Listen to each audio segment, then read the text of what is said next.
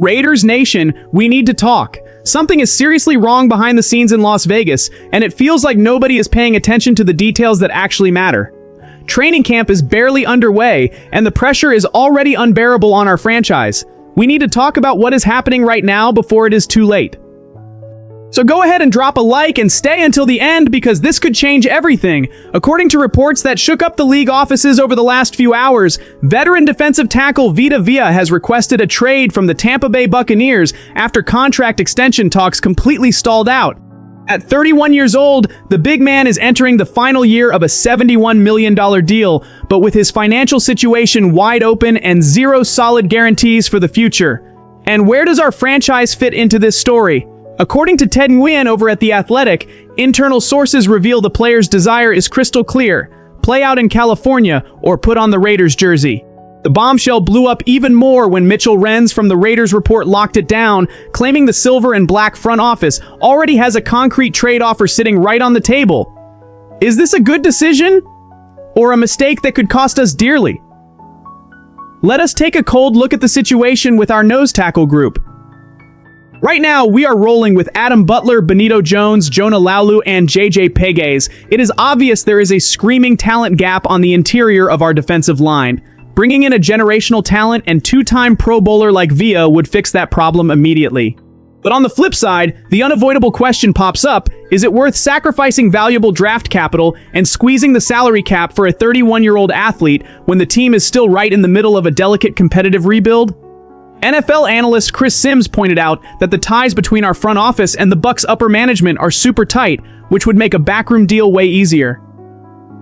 But ESPN insider Jeremy Fowler threw cold water on it by reminding everyone we only have $14 million of free space in cap room, and raised the doubt of whether a veteran at that age is really the profile the franchise should be chasing at this exact moment.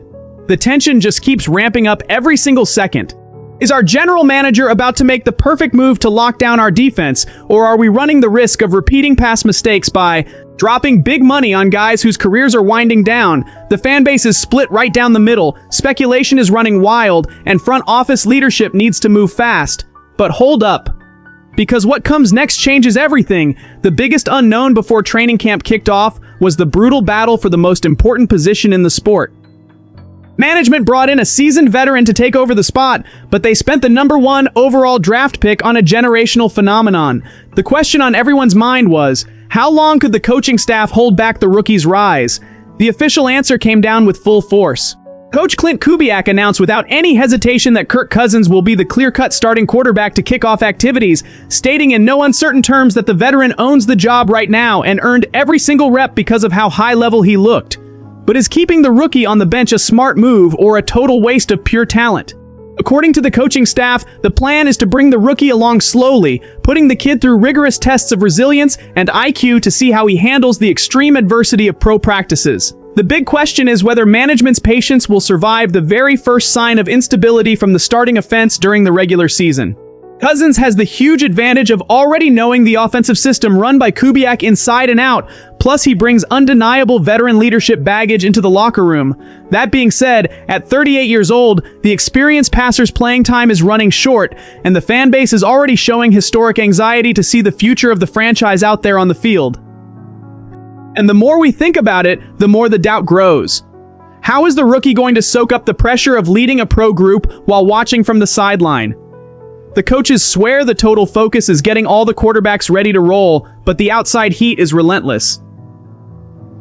If the offense takes too long to get going in the opening weeks, public pressure to throw the rookie into the fire is going to turn into an unstoppable avalanche. It is a high-stakes gamble. Do you trust the veteran's stability or give in to the demands of the fans and generational logic?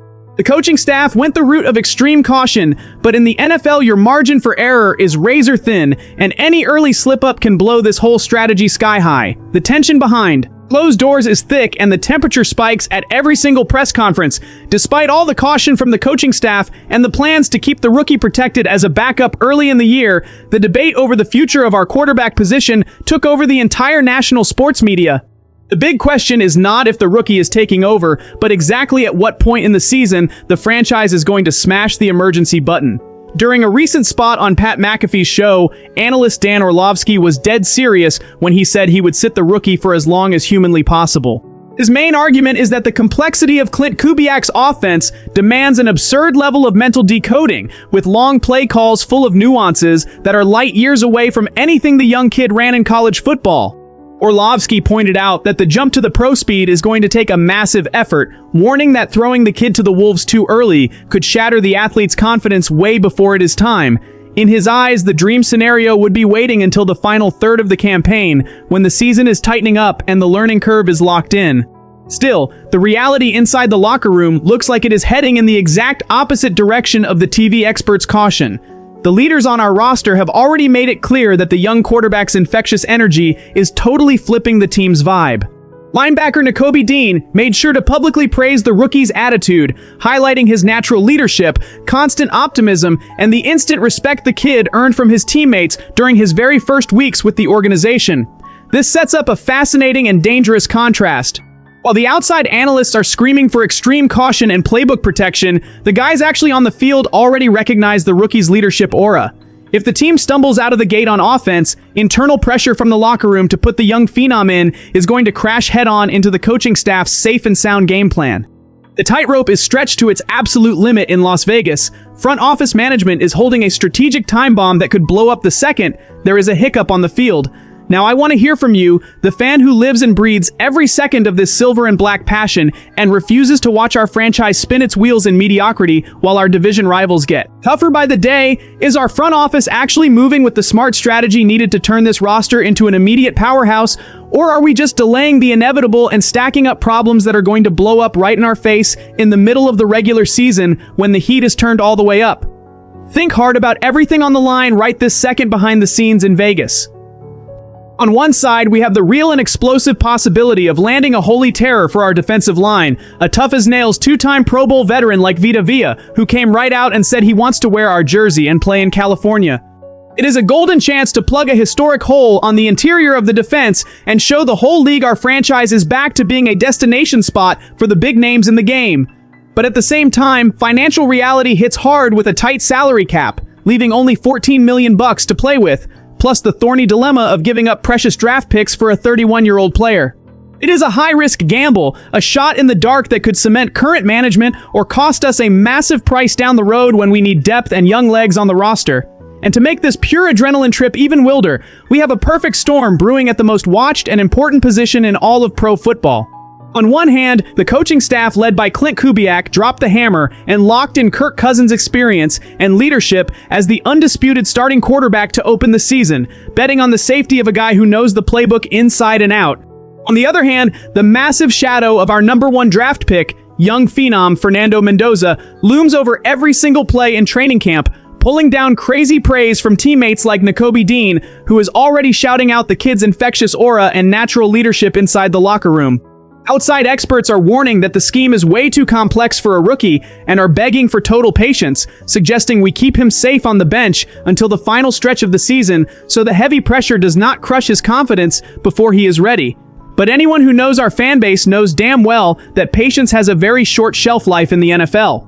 If the offense takes too long to click in the early weeks and the team drops winnable games, the public pressure coming down from the stands and the internal push from the players themselves to roll with the young phenom are going to turn into an avalanche the coaches cannot hold back. The rope is pulled tight, the practice atmosphere is electric, and every call made behind the scenes is going to decide if we are the main characters of a historic turnaround or if we are watching yet another year of a painful rebuild full of frustrating question marks. That is why your voice is the most important piece of this whole puzzle and needs to be heard right now with zero filter. Drop your honest take down below in the comments. Share this with all the true Raiders family who suffer and celebrate right along with us. And do not forget to hit that like button to back the channel and make sure our message hits where it needs to go. We are locked in together until the end because this is Raider Nation for life and nobody is silencing us.